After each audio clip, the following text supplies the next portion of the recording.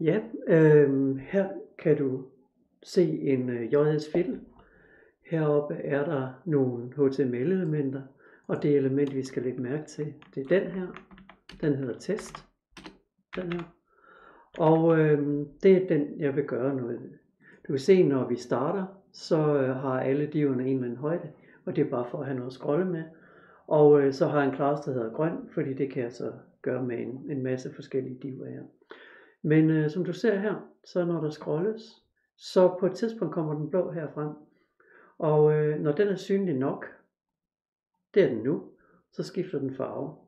Og hvordan sker det så? Det her med, at den skifter farve. Det sker faktisk ved hjælp af det JavaScript, der er herovre. Her er scroll-funktionen. Det vil sige, at jQuery går ind og tjekker hver gang der bliver scrollet. Så det er et scroll-event. Der går den så ind og undersøger, hvad er positionen på det element, der hedder test, og hvor er vi henne, når vi scroller. Det er de to linjer, der er her, 9 og 10.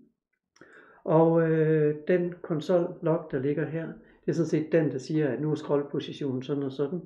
Og det man så kan gøre, det er, at man kan gå ind, og så kan man lave en sammenligning. Man kan simpelthen lave en conditional her, hvor man går ind og siger, jamen hvis nu toppositionen plus 100 er større end eller lige med toptest, så skal nogle ting ske. Og det er lige præcis det, der sker, når vi kommer ned her. Lige det her øjeblik, der sker det. Der er det toptest plus 100, det er derfor, vi kan se lidt af det grønne og en lille smule. Eller man kan se det orange her. Og det vil sige, at så kan man begynde at lave ting og sager. Nu behøver du jo ikke kun at lave noget med den, der hedder test i den her sætning. Hvis du vil, så kunne du også tilføje nogle andre elementer. For eksempel kunne du sige class her. Den class, der hedder green, den skal have en anden baggrundsfarve. Og nu skal vi da se væk. Det kunne for eksempel være yellow. Og ja, så skal vi lige prøve at se, hvad der sker, hvis vi kører den nu her. Så kommer den op og bliver synlig. Og du kan se, at nu bliver faktisk alle dem, der før havde en anden farve, de er nu blevet gule. Så på den her måde kan man altså styre en hel masse ting.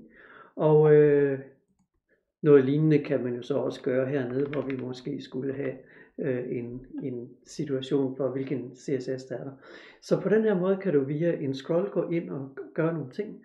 Og det vil også sige, at hvis du for eksempel vil gøre en video sådan lidt gennemsigtig, jamen så er det sådan set sådan nogle CSS-regler, du skal komme på her.